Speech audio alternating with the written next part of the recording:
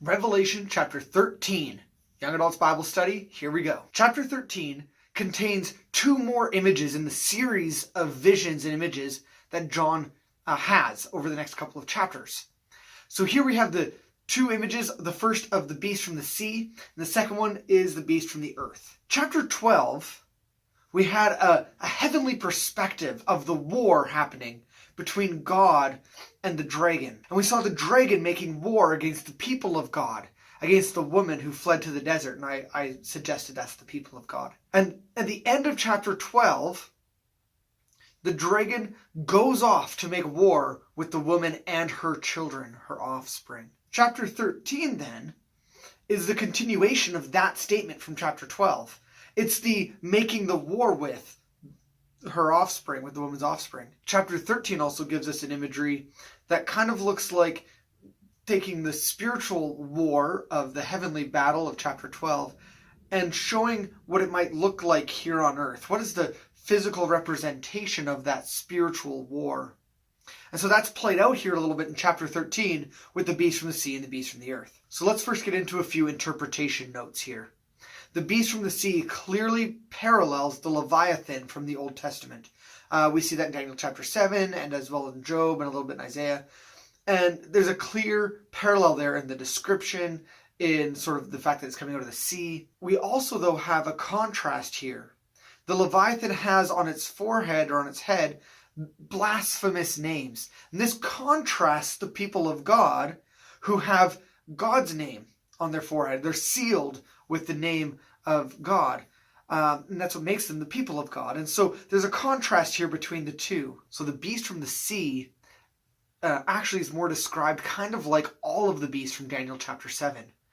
And it's almost as if to say that all these beasts that have come before are nothing in comparison to the beast from the sea. That this beast from the sea will be a great and terrible beast. Note as well in this description that its power is described in three ways. It has the power of authority, throne, and power. Note that the source of this description is the dragon. So the dragon gives the authority and power and might and whatever to the beast from the sea. So another important thing to note about the sea beast is that the sea beast parodies Jesus. It kind of almost copies Jesus' ministry, but it parodies it in such a way that it devalues it. Now I have a chart that kind of lays all this out, and I had it on a whiteboard at the Bible study group. This is the handwritten version of it. I'll leave it there for a second to read it. Notice the reference to a sword. Notice the reference to the name being written on the foreheads. The reference to the horns. That's Revelation 5:6, where it's the lamb that looks as if slain has the horns. And then, of course, the sea beast here. Notice the as if slain reference. That's very important. Notice the contrast of rising to life. Jesus rises to life, and the beast from the sea rises in authority and to authority. Notice that they both have an authority over a people group. In Revelation chapter 5, we see that the lamb that looked as if slain has the authority to open the scroll, and so has authority over pretty much the whole universe as a result of the worship that follows. And speaking of the worship that follows, notice the universal worship that is received by both. Now here we see the 3.5 years again, and we saw that before in the case of the two witnesses. This is where the idea of a 7-year tribulation comes from. This idea that there'll be a 3.5 years where we have two witnesses that will reincarnate, as it were, ancient prophets. Moses and Elijah are usually the two people go with. These two witnesses will prophesy and say all these things, and they'll be killed and rise from the dead. But then for 3.5 years after that, we'll have the Antichrist, which is the sea beast. And so they suggest that the Antichrist is the sea beast, and that'll be some evil ruler. So if that's not what the 3.5 years is about, then what is it about? I would suggest that this is another system in which John is trying to depict various perspectives of the same events by using similar numerical codes, as it were. And not numerical codes in the sense that there's some secret hidden message here that John didn't want his readers to understand. But rather, what I mean by that is that he's using certain patterns in order to create obvious links. So we have 7 seals, 7 trumpets, 7 thunders, 7 bowls, obvious parallels, and all of these groups of 7 are all kind of the same thing, just in varying degrees of intensity. So here also we have the 3.5 years. We have 3.5 years of testimony and witness. We have 3.5 years of the reign of the beast from the sea. We have 3.5 years marking out these short time periods, way shorter, these time periods, than the 1,000-year millennial kingdom of Christ, which is a long period. And so I really think that we need to look less at these years as being literal and more at these as being John's literary attempt to create parallels and connections for the reader to go, I see. Just as the church, the two witnesses, the church is to be the reliable witness and carry the testimony of Jesus' story for a time, so also the suffering we face at the hands of the sea beast, the emperor, as it were, is a limited amount of time. It's 3.5 years. It's a shorter time than the time in which Christ will be ruling from his throne, which we'll see that in chapter 20. Now, I would suggest that, as I just kind of hinted at, the beast from the sea is a representation of the emperor or the Roman Empire. So it's this idea of the leader of the Roman Empire is a parody of Christ in many ways, that he is the one carrying out the harshness or the war against the Christians. We have to remember our historical context here. The Christians have just gone through a time of persecution. I mean, within a year of Jesus' resurrection, we had Saul killing Christians. And only a few years after that, we had the Romans killing Christians. And by 70 AD, we had the fall of Jerusalem, where Rome came in and conquered again. The Essenes were wiped out in this time period. And the Qumran scrolls, the Dead Sea Scrolls that we use today for Bible translation, those were hidden in this time period. We have Emperor Nero killing thousands and thousands of Christians throughout the Roman Empire. It is no leap or surprise that as we come to this idea of the sea beast, that we begin to see this idea that the Roman Empire or the Roman Emperor is the one who makes war against the Christians. And so then we have these blasphemies, and they are repeated a number of times. He has a mouth to utter blasphemies against God and against the saints and against those who live in heaven. It's almost as if these blasphemies are kind of the propaganda machine of the Roman Emperor or the Roman Empire. And so propaganda against the Christians is used, and against God is used in order to make war with them. Not only the sword, but also the word. I don't mean like the word as in Jesus or the Bible, although the Bible is the word of God. Jesus is the word. What I mean here is using the English, or I guess not English, Latin or spoken language as a means of making war. Now we get the third image, and that's another beast, the beast from the earth. So this beast has an Old Testament reference, Job 38, as well as Daniel chapter 8. Both sort of allude to this beast from the earth, or the beast from the earth alludes to both of those references. John isn't pulling these ideas out of a vacuum. He's trying to describe what his visions are revealing to people who have memorized and read their Old Testament. John is using terminology that they will understand to communicate truth to them. I think it is a big mistake for us to get caught up on the beasts themselves in terms of what they look like or what they are in a physical sense, but rather to look at what is the truth that John is trying to communicate to his people. Notice here the contrast in the description of the beast from the earth. He is like a lamb, but has a voice like a dragon. He comes in the appearance of Christ, but is in league with Satan. A wolf in sheep's clothing, we might say today. Do not forget as well, the role of the dragon was to tempt and accuse, and we see the accusations and the deception coming out very strongly with the beast from the earth. Remember that the authority that the beast from the sea has came from the dragon, so also the authority that the beast from the earth has likely comes from the dragon. In fact, we see in the text that 6 times it says was given to him. Whenever it talks about one of his powers or his abilities,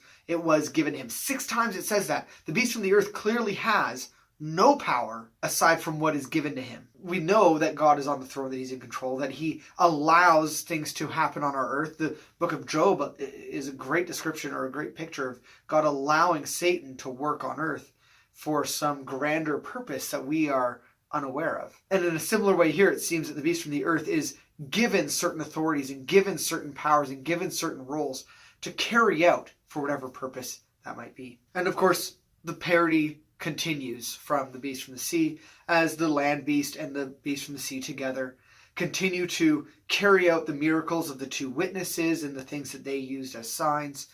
There's a healing miracle in which the beast from the sea is healed from a sword wound. Note that the role of the beast from the earth is mostly to make the beast from the sea look better. He's about building up the image of the beast from the sea, so that the beast of the sea might have a bigger influence or impact. So Richard Bauckham, as well as my professor, a couple of my professors and myself, probably all suggest that the imagery here points us to think that the beast from the sea is the Roman emperor, and the beast from the earth is the imperial cult that calls the attention of the people to view the Roman emperor as a god. And that stands in stark contrast to the Christians' announcement that there's only one God and he is greater than Caesar. And so to set these things up in this way, it's kind of the physical reality of the spiritual war that's happening. To conclude this chapter, we have to look at that final verse, and I'm just going to quickly read it for you. Verse 18, chapter 13. This calls for wisdom. If anyone has insight, let him calculate the number of the beast, for it is man's number. His number is 666. This is one of those areas in the Bible where we need to make sure we remember to read the text the way the first people would have understood it. Such a big mistake when we look at this and go, the mark of the beast, what could it be? I'm going to get a mark on my hand. I'm going to get a tattoo in my hand. I'm going to get a computer chip put into me. That's what the mark of the beast clearly is. But it wouldn't line up historically because they would not have had any idea that any of that would line up. Firstly, we need to note the contrast, that the mark of the beast is in stark contrast to the mark of God that is in God's chosen people. The first role of the mark of the beast is to differentiate those who worship God and those who follow the beast and his image and his and the dragon and all that stuff. Secondly, the first people to read this would have read it and seen that they needed to calculate the number of the beast. I recently got in a bit of a debate with someone online. It happens sometimes. And the debate basically went down as this person said that numerology, or the study of numbers, was not only a pointless pursuit, but stood in contrast to Christianity. It actually stood in contradiction to Christianity. So I argued back a bit because, of course, I use some numerology when I'm looking in the Bible, especially around things like the book of Revelation. And we got into this debate about codes and that kind of stuff. And I basically said I don't agree with the idea that there's a hidden, secret, coded message. But we do need to read the text carefully and understand that numbers meant something in certain situations to the people. He asked me to point out one place in the Bible where it says that we're to read numbers other than literally. And I took him straight to Revelation 13:18. Let he who has wisdom calculate the number of the beast. For his number is 666. It's the number of a man, it's 666. So what does that mean? What does it mean to calculate the number? What does it mean to give us a name? What is this all pointing towards? So in Assyria, which is where the Israelites were first exiled to in like 720 something BC, something like that, they get exiled into Assyria. In Assyria, they had a system of numerology in which numbers represented words. And they had this system. And Persia also had a system that they used for this. And Israelites were eventually part of the Persian culture. They were part of the Babylonian culture, Assyrian culture, and then when they returned back, they formed their own form of numerology. And it was based a little bit in Assyrian numerology, and it was called Gematria, Gemetria. Feel free to look that up if you'd like. There's lots of information about it online.